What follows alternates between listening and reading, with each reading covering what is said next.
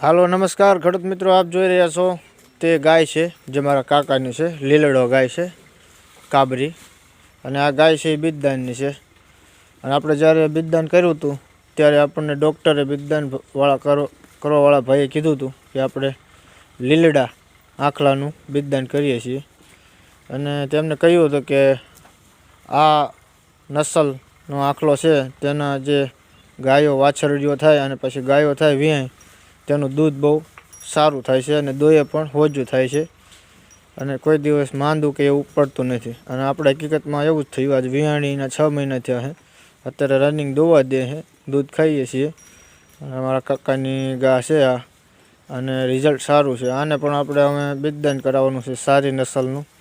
આજથી પણ આપણે જાત હજી સુધારવાની છે આ જ ગાયમાં. અને જો વિડીયો ગમ્યો હોય તો મારી ચેનલને જરાક સબસ્ક્રાઈબ કરી દેજો.